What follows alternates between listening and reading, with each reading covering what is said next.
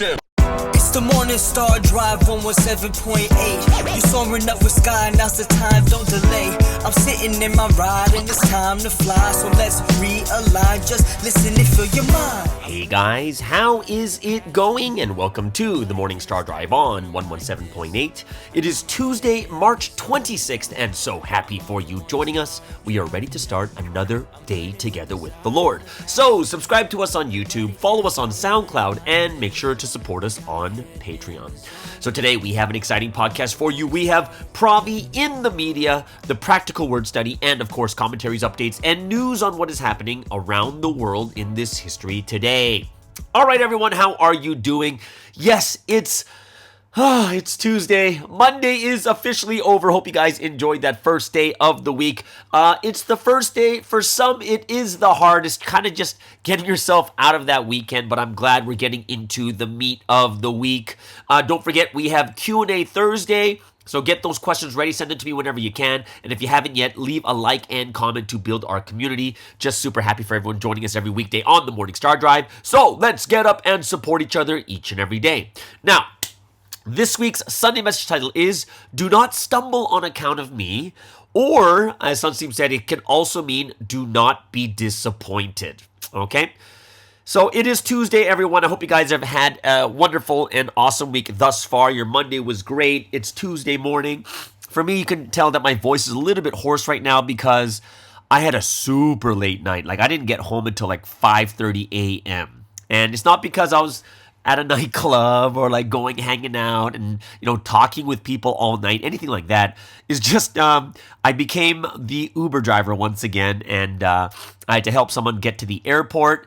And the flight was super late, like in the pre-dawn time. So just picking them up, taking them home, picking them up from the airport, taking them home, and then me getting home is like everything's just so far away from each other. So I didn't get home until like 5:30 a.m. I had 2 hours of sleep. So my voice is just a little bit, it's like I got a frog in my throat kind of thing. It's like, but the good thing about this is my voice is much deeper.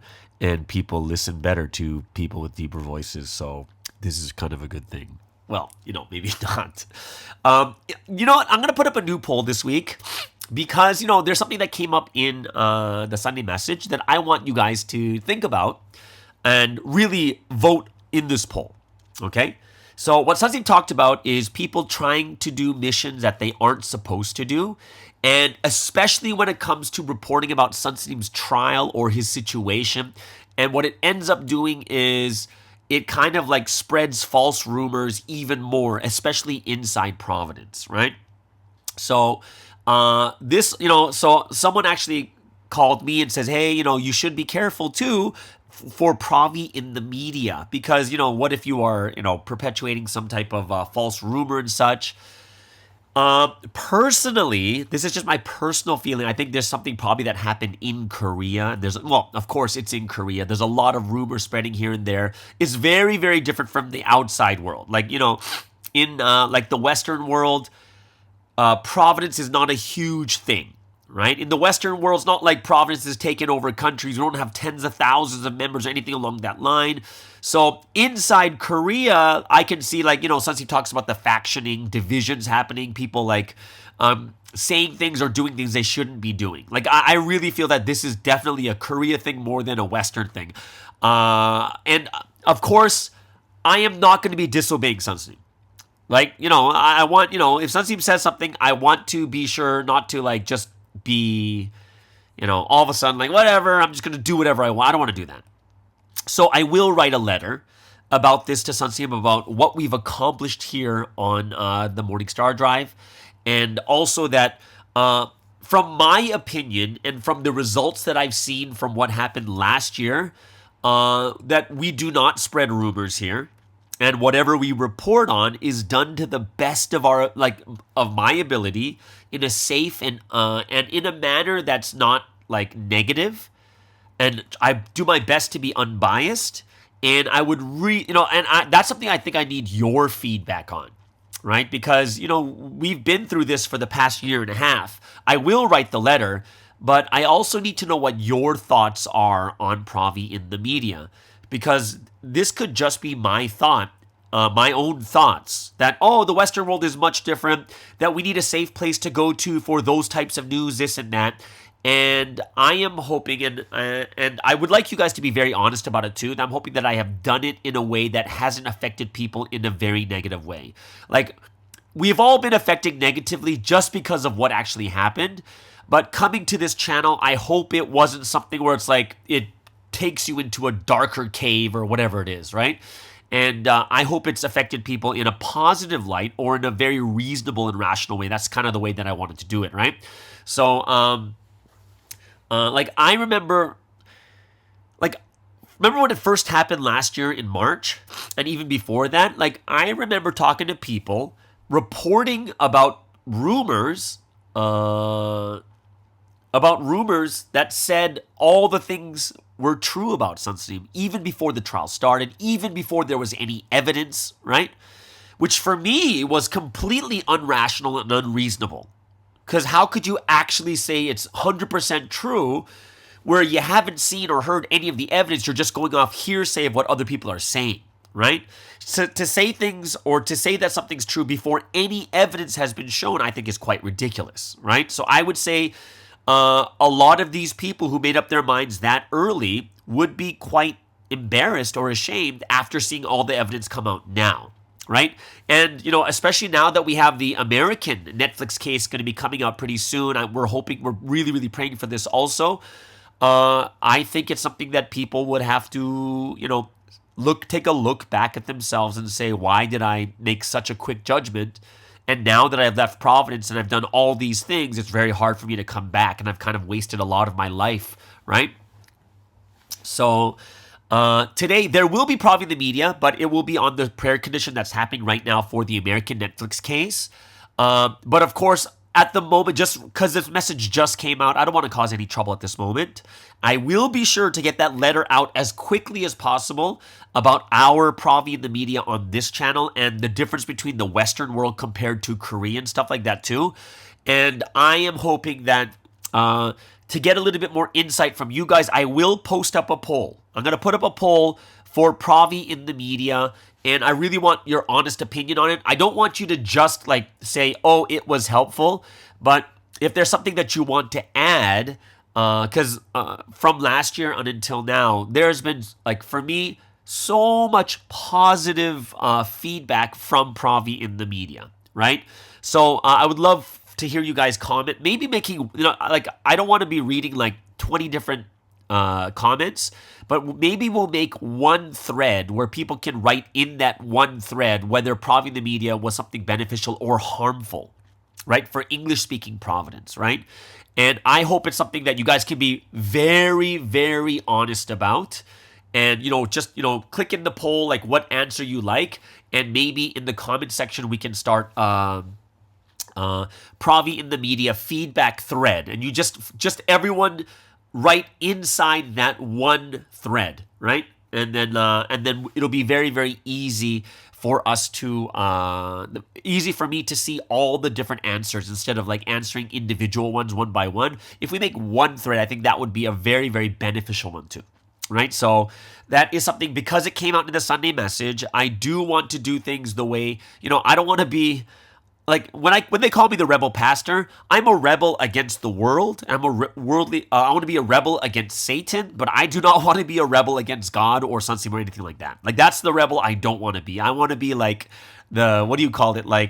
The sheep that follows, right? I hear the flute and I follow the flute, and that's what I want to do. I am a rebel to the world. I'm a rebel to the worldly culture. I want to be a rebel to Satan and what he tries to do, but I want to be someone who becomes that good sheep that follows the shepherd wherever he goes. So that is something that I am, that I do want to hear you guys, your opinions and what you guys think about this too. I think that's very, very important in my eyes also.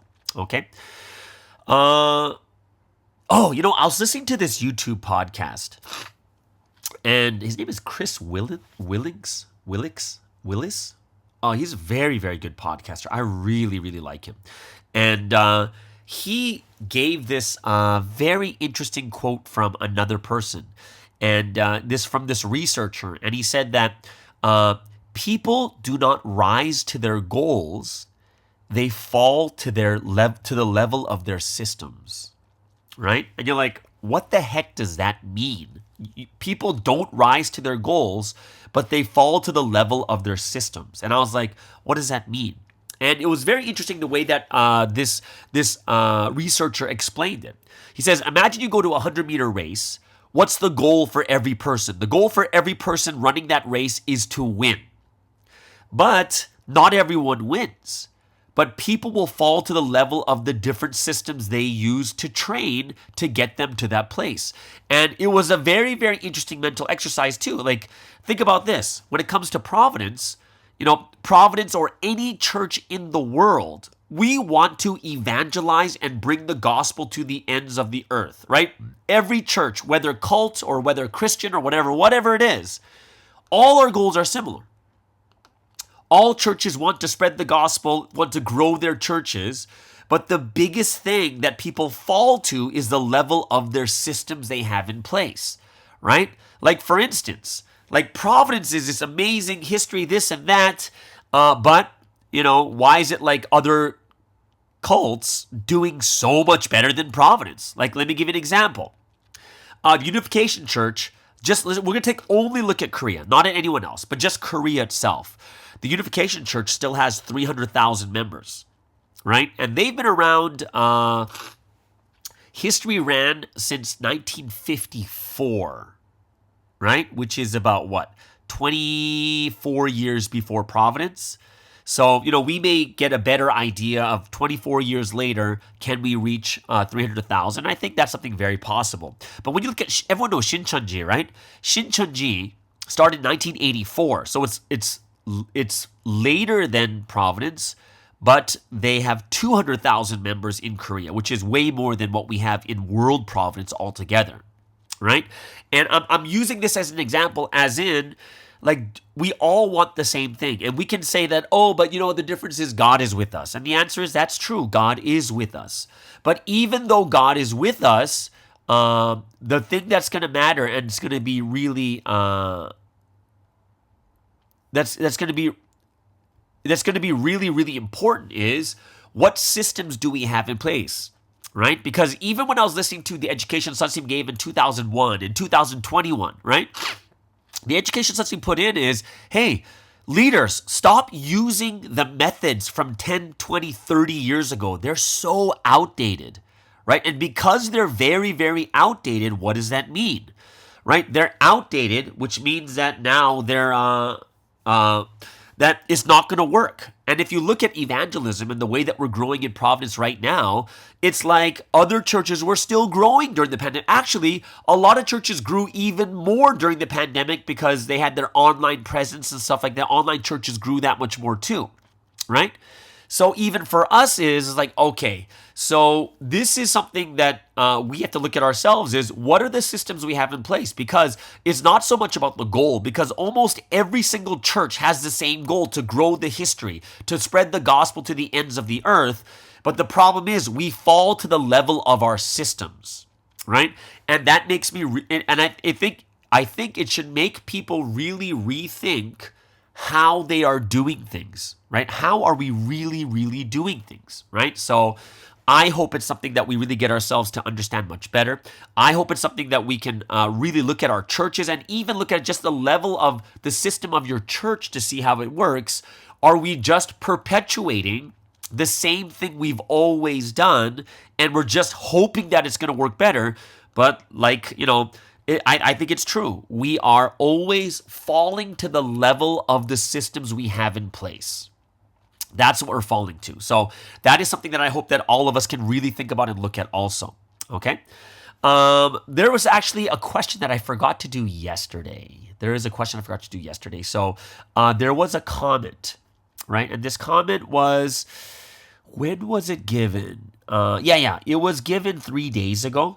And the question, I'm not sure who it is, but the name is like user HM9. It's just a really weird. I don't know who it is. Hopefully they can change it so we know who it is. But I said I will talk about it on Monday, but instead I will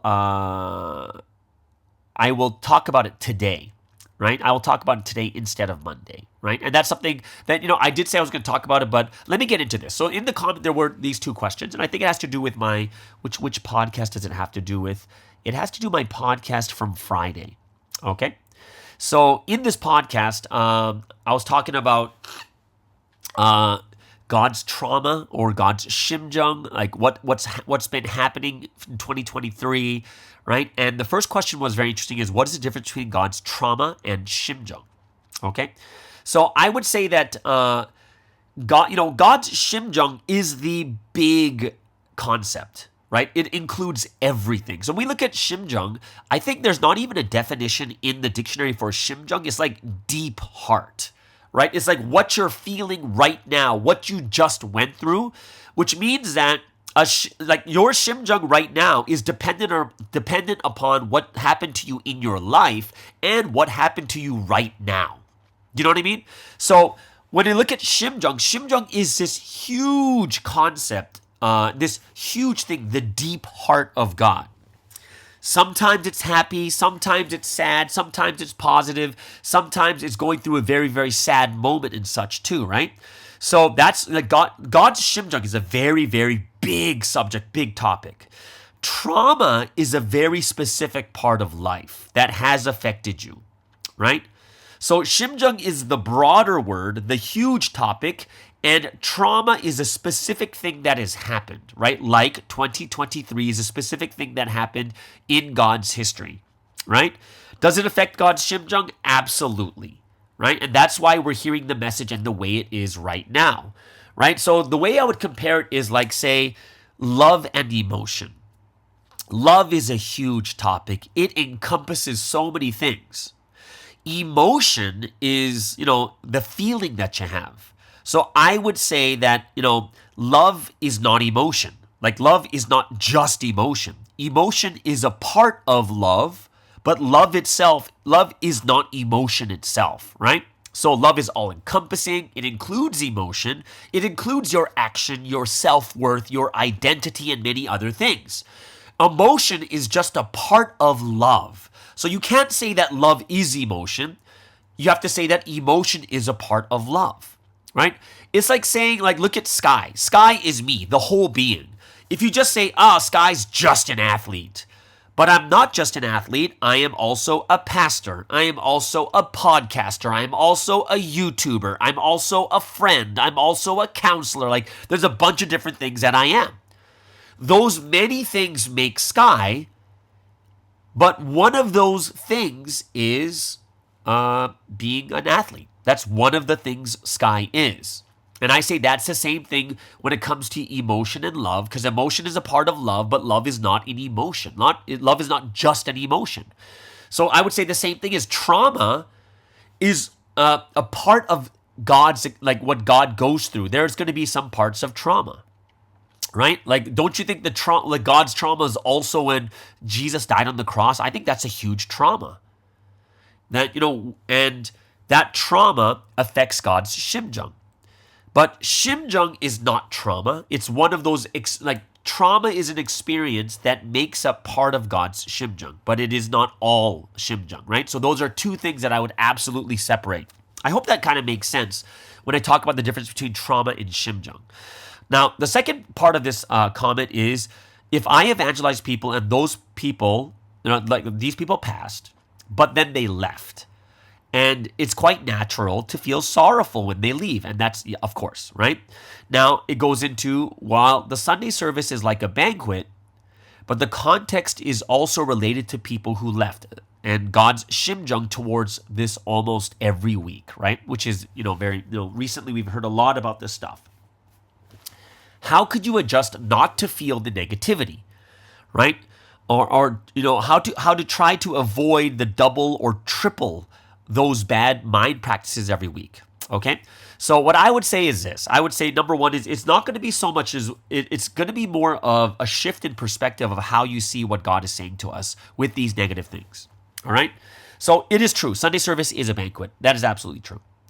And of course, the banquet is a celebration, but that celebration for us, as human beings, remember there's two parts of the Sunday service. One is the celebration, to worship, to praise, to call on God, to really look and say, God, we worship you, we praise you, you are the Almighty God, right? That's part of our celebration. And then on God's part, after we give service to God, God gives us the word every week, right? So there's the part, the banquet that we do celebrating God. And then on the flip side, it's God giving to us, which is the words. And when you listen to the word, it's like, yeah, sometimes the word is hopeful. Sometimes the word is joyful. Sometimes the word is deep interpretations of the Bible. Sometimes the words is sad and regretful. Sometimes the word is about judgment. There's many, many different things that God gives us when it comes to the word. But I would say that the thing that is such a great blessing that we should be so thankful and grateful for every single time is that as brides of this history, because we are at that relationship, we get to see all of God, every emotion he goes through, right? Think about this. If you are a child and if you have children and the parents have these deep things they're struggling with, do you tell your children? No, you protect your children. You only tell them the good things. Why? Because they're children, they can't handle it. But when you're a bride, what happens? A bride is someone that knows everything about their spouse, their lover's heart. And that is the most amazing part of it. That is a blessing to know God's heart. It means you're that close, right? In a relationship, there are super happy times, but there are going to be dark times in a relationship too. Sometimes a family member dies, someone gets a disease or cancer, your business goes bankrupt, fighting with your parents or your in-laws, children are unruly, or your children get sick or even get diseased, losing a loved one. Like there's so many times where you're going through this deep shimjung moment in a relationship, right? And what makes the relationship with God so powerful is that we, more than any other time, get to see everything in God's heart. That's what the life of a bride really is. It's to truly know each other deeply, right? If God is our bridegroom. If your husband is going through a difficult time, would you just tell them, come on, man, just get over it? Or would you stick with him the entire time until things pass over, support them, be with them, pray for them, love them even more, right? That's part of a relationship. You can't just get over certain bad or difficult or traumatic times. Like 2023, do you think that's something where you can just say to God, like, just get over it. Come on, not that bad. You can't, right? I think that the shift in perspective is more than like, oh my gosh, this is all negative stuff, because it reminds me of these people. What I would say is, when we are in a relationship, what we hear about God makes us very like, oh no, I'm thinking about all the people that I evangelized and they left and now I feel bad, right?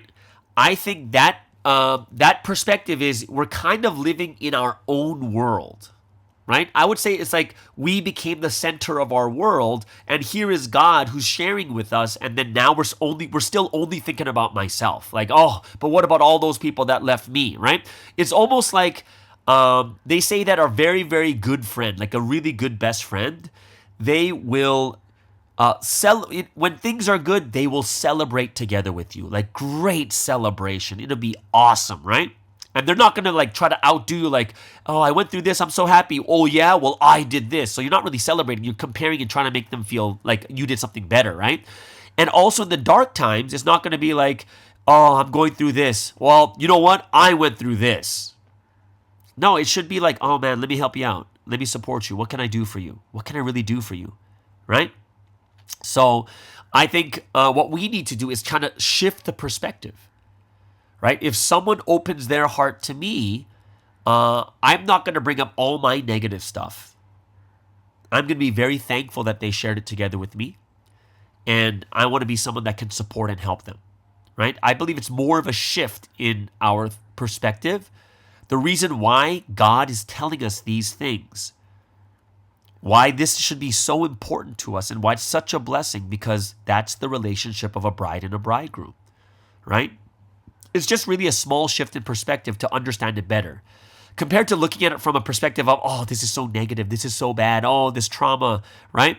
And what about the things that I went through, right? So, if marriage is the two people becoming one, and in this relationship, there should be a great sharing between two people, helping each other, understanding each other, and going through it in a very different way. So that's kind of how I would answer these two questions, right? That second question was a very, very big one, I thought too, is the Sunday messages is quite, dark. Like, it's about these people who left and betrayed. Then how do we adjust not to feel the negativity? And I say just a small, simple shift in our perception or perspective of how we see this time with God, who's sharing his deep heart together with us. And I think it's an absolute blessing. All right. So there it is, guys. That's the first segment for today. Hope you guys enjoyed it. If you have anything else you want to add, just let me know. Put it in the comments below. Of course, the biggest comments we're looking for right now is Provi in the media, what you thought about that. We can make a big thread for that also, and I will put it in the polls too. Okay, so before we get into the second segment, which is the practical word study, let's first get into the music break of the day. 2023, we've all come a long way. Many different stories, but we're all on the same journey. Many, many ups and downs, but we're all still around. Many, many, many lessons, but each one came with a blessing. Let's not forget for where we come from when we make this confession. Some people just want to watch the world burn. As for you and I, let's set ourselves on fire, shine a light so bright that will make the people say, burning life, Look at the flames in my eyes, watch it burn, but don't stare too long, you might lose your sight. Some people gunning for our downfall, but they'll never see our demise. Burning life, who's the one? I'm the one, he's the one. Are you the one? No, we're the ones who keep the fire going till the day we die, till they see the light, make it bright, till we hear the people say, born sinner, never could be ill. I know I'm back from the dead, yeah, the Lord is my healer. I took the red pill, that's why I call him teacher. When you learn about the spirit, oh, there ain't nothing realer. The one you learn from determines your entire destiny. Learn from the one who taught about eternity. Cloud craving, paper chasing, the joy is only temporary. I don't wanna do the same thing, so I hard to count the vanity. I keep my eyes on the prize, I'll never sell my soul to the devil in disguise. With both hands on each side, I'm holding on to dear life. I keep my guard up, never back down. When it goes down, I call on the Christ.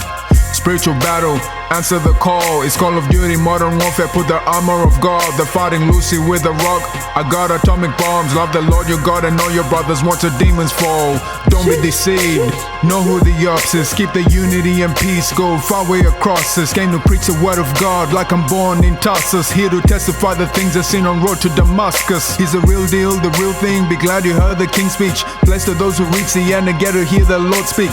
GODs, POC, we fulfilled everything. Burning life, kerosene, burning life, legacy. You will never see me stop in the future. The life that fulfills God's will continue. Everyone thinks I'm unfortunate because I go through suffering. But inside of me it's different. Because I walk the path of eternal life. Burning life, Look at the flames in my eyes, watch it burn, but don't stare too long, you might lose your sight. Some people gunning for our downfall, but they'll never see our demise. Burning life, who's the one? I'm the one, he's the one. Are you the one? No, we're the ones who keep the fire going till the day we die, till they see the light, make it bright, till we hear the people say, like Mary poured out her perfume on Jesus' feet, I must pour out my heart, mind, and love on the one who saved me. All right, so let's get into today's word study. We have the practical word study, and I hope it's something that you guys will really, I hope you guys are enjoying this. Just how can we put the words of God into action, or what can we do to make the words more real in our life? I'm going to tell you guys right now, I am drinking one of the worst cups of coffee at the moment. I was so tired this morning. I made a coffee at home, and I'm at my friend's house right now, and he has one of those Nespresso machines. And you put those cups inside, and then it pours water through it, and you get yourself a cup of coffee. Man, this is bad. Like, I'm tired, so I need it, but I'm drinking this coffee and I feel like I'm drinking dirt. So yeah, if I sound, I don't know. I am feeling like this is such a bad cup of coffee. Right after I finish recording this, I am going to get a really nice cup of coffee after this. But yeah, let's get into the word study for today, practical word study. 3 things I want to talk about today. The first thing is, this week is talking about, do not stumble on account of me, right? And the first thing I thought would be a great exercise for us to do is thinking about those things about us, right? Those things that we're extra sensitive about that Satan can use as a foothold against us to make us stumble, right? And I would say that, these are things that when you look at all the people that left last year too, there was something that was very sensitive or very really, really important to them that caused them to stumble, right? In a very, very dark and, in a time of tribulation and suffering. And I was thinking, like, man, we got to go back to that Satan principle lecture. And what are the ways that Satan works, right? And one of the things that Satan principle lecture says is Satan uses the things that we like, right? What are the things that you like? What are the things that you are really into? You could also say not just liking, but like your favorite things. Like, what can Satan do to really crush your dreams? That if this was taken away, you would be very upset at God. Like, for instance, some people who really want to be a doctor, but they don't get into medical school or law school, or people that really want to do, have something in mind, or some people love cars, or, just there's some things that we like, or our favorite things, or dreams and goals that we have. And if we don't get them, will we be very, very upset? Will it change our hearts and our minds that we'll look at God in a negative way? And that's something I really think that we have to think about, right? What can Satan take away from you that would make you resent God, right? What can Satan do to crush your dreams, right, that are not in line with God, right? So, like, those are some things I think it would be good to kind of really self-reflect, look at yourself and think to yourself is, if this happened, what would I think about God? Right? Because I think the perfect example in the Bible is Job. Like, Job had his family, his job, his own health just taken away. And he still trusted in God. He persevered through that ridiculous tribulation. And I think the same thing for us too is, what are the things, can we let go of everything and still be like, God, I'm still on your side, right? Where Satan can't come to God and say, God, I think Sky is believing in you only because you gave him this and you treat him so well. And God would be like confident, like, yeah, I don't think so. Well, yeah, take everything away, see what he does, right? Because when he overcomes this, I'm going to bless him double what he had before, kind of thing, right? So that's one of the things I do think we need to list down. What are the things, if God took it away, you would just completely be like, this is, is it, like, I don't know. Like, what are the things that you think? So I think that's one thing, a good list to put out, right? What are the things that you would definitely be, like, upset about, right? What are the things that you would definitely think to yourself and say, ooh, well, if God took this away, I would have a really, really hard time struggling, like a really hard time struggling kind of thing, right?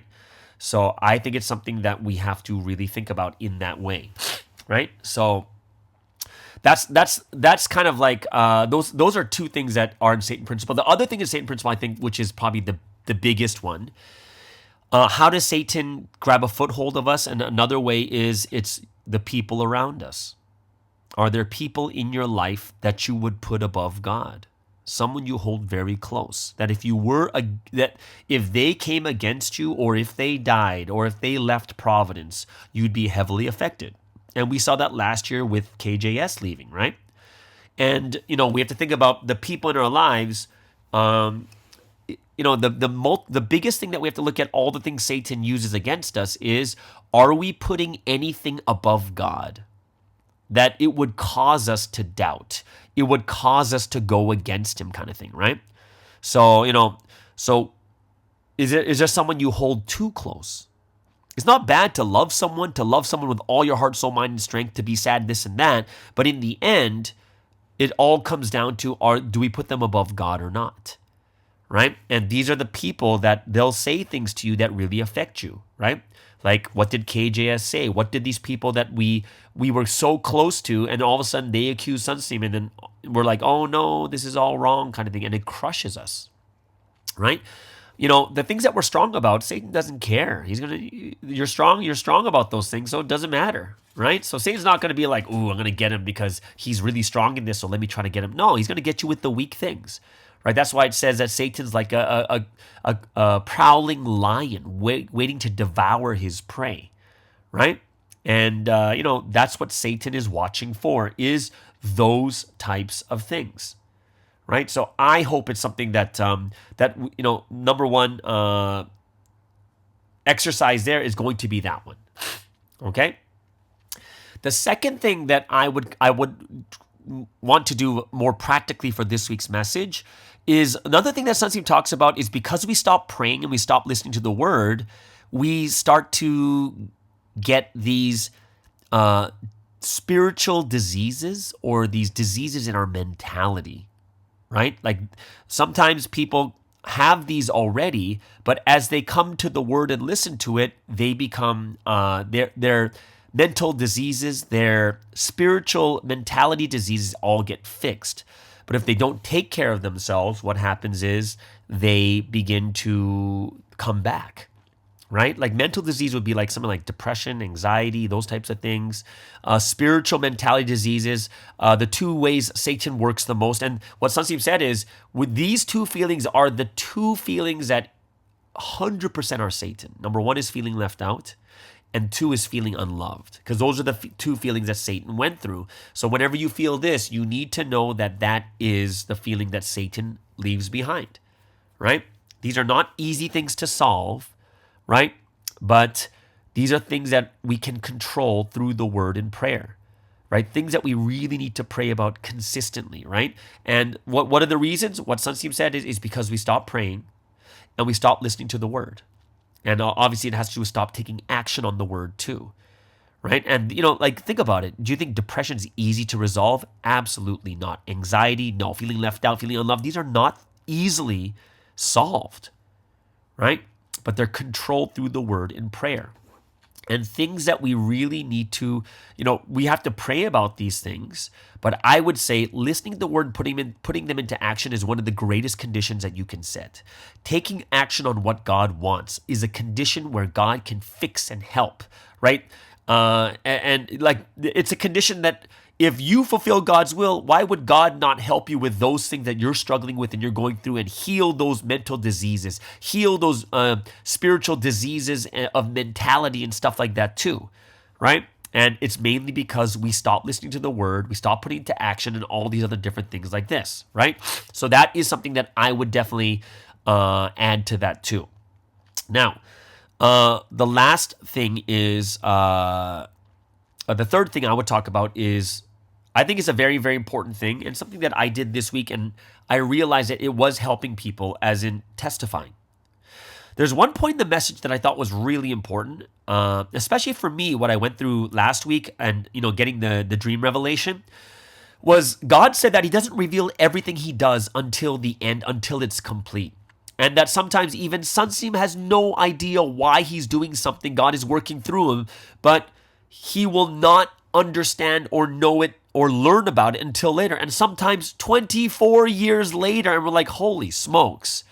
But it's like, how do you keep going for 24 years? And the answer is, it's that absolute love, faith, trust in God. That, yeah, God knows what he's doing. God is doing everything in the best power, right? God is doing everything kind of thing, right? And we have to have that faith, that trust, that love, that God knows what he's doing. We're hearing this history, putting the words into action, understanding that, yeah, it may not be something that we see a result from right now, but it's going to happen, right? And it's about testifying, right? Why do I say testifying? Testifying is something that I think is really important, so people continually remember how God works in this way, right? Like this week, yesterday I talked about my testimony, finding my mission. It took over 3 months to figure it out. And even the dream I had took an entire month to solve. But in the end, it gets resolved. We realize what God is doing. And it helps to remind other people like, yeah, you know what? I may not know now exactly what I need to do, but I know what's going on. You know what I mean? I know what's going on. Like, God, I'm going to trust in you. I'm going to have faith in you. And because I heard this testimony, it gives me strength that just wait a little bit more and the answer will come. Yes, it's crazy during the three months that I was like trying to figure it out, unsure here and unsure there. But I realized that, this is exactly what I should be doing, right? And at that point, you realize you're more thankful, you're more grateful to God, and you're like, God, thank you so much for answering it. And it was the perfect timing when all the other, like the world leaders meeting came out, and all this information came out. This is something that I looked at and said, yeah, it was the perfect timing, right? Perfect timing to meet that person from the dream, get the inspiration, understand like, yeah, that's it, right? And when we testify or when we listen to testimonies, we're really, really able to understand that, wow, this is what God is actually doing. God is actually doing this for us. We have to be that much more grateful and thankful. And we have to realize, yeah, God did this for us. And we have to, God is going to take his time, not take his time, but he's waiting for the right time for us to do all these different things, right? So that is something I looked at and say, yeah, that is something that we should be testifying. It inspires people, helps everyone to see what they could not see in the past. So I hope it's something that we will realize all the more. Okay, so that's there it is, guys. That is the 3 things I want to talk about when it comes to the what was I talking about? Oh, when it comes to the practical word study, putting this week's message into practice. Okay. If you have any other things you want to add, go ahead, put in the comments below. We'd love to hear about that too. Very, very awesome and inspiring that the different things that all of us are experiencing. I hope that we can share them. If you guys have any testimonies about what you guys went through, waiting for God and getting the answer, go ahead, leave it in the comments below. We'd love to hear about that also. Okay, so our last segment is Provi in the media. Hope you guys will are looking forward to that too, especially with the prayer condition for the American Netflix lawsuit. And but before that, let's get into the last music break of the day. 我看见主的模样 So alive, so alive 我听见主的声音 So clear, so clear 他的爱融化我心使我灵魂安然平静那话语充满能力使我能看见改变的神迹多幸运在新时代里与主一起经历风雨一生用尽全心持守我对天地约定我看见立志前进着 So alive, so alive 我听见话语满溢着 So clear, so clear 主的爱始终如一不曾改变使我能完全沉浸主话语确实不必使我能体会神爱的旨意多幸运在新时代里与主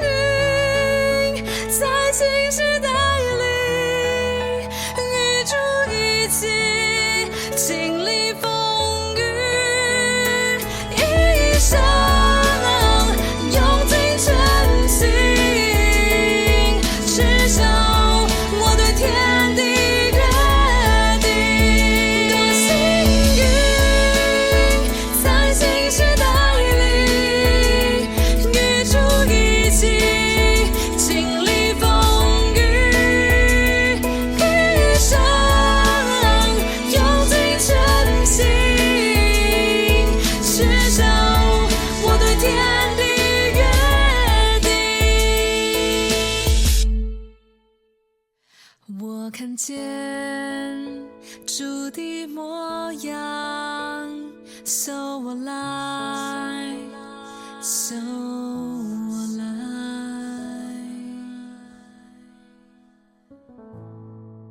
Okay, so let's get into today's final segment on this Tuesday podcast, which is Provi in the media. And of course, we have been going over Netflix and, the big Netflix lawsuit over the last couple of weeks with the American lawsuit with Korea CGM. And it is something that is going to be, I think it's going to be major and big and something that's going to really make a big difference if we can pray and make sure that this works the way it's supposed to, right? So one thing we do need to know is that American Providence and Korea CGM, they actually started a new 21-day prayer condition for the Netflix trials, right? And of course, also for Sunseam's trial too. And it starts on March 25th, which is Monday today for us. Oh, it's Tuesday, right? It's so we're already on the 26th, so we're one day behind. But March 25th to April 14th. Okay. So, and even in Korea, there's many regional reps that are doing like a relay fasting condition too. So right now, they really wanted to share their prayer list with us. So let's really get together and make this history happen with this lawsuit. And it's, like I said, it's a little bit more hopeful because it's in an American lawsuit, American justice system. And it's like so far away from public opinion in Korea. And it's based only on the evidence that we're going to show, right? So here are the, how many prayer topics are there? There are 7 major prayer topics. The first prayer topic is for the 2 lawyers, okay? That we will entrust firmly, pray for the 2 lawyers that they will entrust Sunseam and CGM firmly and to have a strong case against Netflix, right? So these 2 lawyers, they need our prayers, okay? They don't know that they're going to be going against like Satan. Like Satan's going to be coming attacking them, right? Number 2, that Netflix will be found liable in court or settle out of court. Number 3, remove the series from Netflix worldwide. Number 4, prevent a sequel from being produced or aired. Number 5, Netflix trial. The Netflix trial will affect Sunseam's appeal case and Korean society. Like that would be something pretty. That would be impressive if Koreans are like, "Whoa, the other countries tried it and they completely threw it out. Okay, maybe we're not looking at this in the right way, right?" And I hope that since Korea has such a big influence from the public opinion, I hope this would change a lot of the public opinion too. Number 6, unity and harmony between heaven, Sunseam, and how we move forward each step. Okay? So we need to have that unity and harmony together, that we, together with the heavens, together with the man of mission, can move together the way that they want, right? So that's unity, harmony with us in the heavens. And lastly, to form a heavenly public opinion for Sunseam. So these are really, really good prayer topics that we have. I am hopeful. I am not like, oh my gosh, this is going to happen. This is going to change everything. I think it's possible it can. I'm very hopeful of this trial, but I also know that we first got to get over that first stage. And that is something that we need to pray out. And that's why I do believe, even for us, it's March 26th and the prayer conditions start on the 25th. Technically speaking, America is still the 25th when we're at pre-dawn on the 26th. So technically, we're still doing the 21 days. But we'll be going until in Asia to April 15th, and it'll still be doing the same condition with them. But either way, I hope that a lot of us can really, really pray for this and understand how big this really is. And it will be something, I do think that if it works out well, it will affect many countries when it comes to Providence. And we got to really pray for, right now, is we just got to pray for this case to be accepted by the Delaware courts. We just got to get that. So they'll say that, okay, this is worth trying for, so let's go into it, right? I hope it's something that it really does happen. Okay, so yeah, that's kind of the only report I'm going to make for the Provi in the media for today because of what happened, because of what Sunseam said in the Sunday message. But I do want to get your opinions, your comments, and everything else, and I will write a letter too, because just my personal opinion is it's really, really bad in Korea, but I don't think it's really bad in the Western countries like it is in Korea. That's my personal opinion. And, people can disagree with me, and I'm okay with that too. And they can prove it to me that it's different also. All right. So there it is, guys. That is today's Provi in the Media and our entire podcast. Hope you guys really enjoyed it just as much as I enjoy making these each and every day. I hope you guys, if you have any comments or any things that you'd like me to talk about also for tomorrow's podcast, go ahead and leave in the comments also. All right. So that's today's Tuesday podcast. Hope you guys enjoyed it. Have an amazing and awesome day, and we'll see you guys again tomorrow on the Morning Star Drive on 117.8. It's the Morning Star Drive 117.8. You soaring up with sky, now's the time, don't delay. I'm sitting in my ride and it's time to fly. So let's realign, just listen and fill your mind. I'm burning with desire and the passion. Nobody can stop me when I'm